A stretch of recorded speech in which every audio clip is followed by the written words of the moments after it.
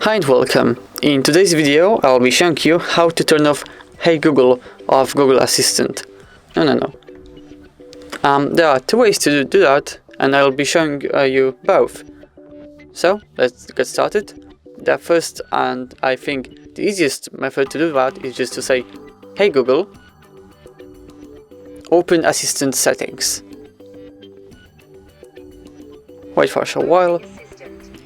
Great. Now go to voice match and disable Hey Google. You can still use OK Google in some driving apps, etc. Okay, and as you can see, we have disabled Hey Google of Google's Assistant.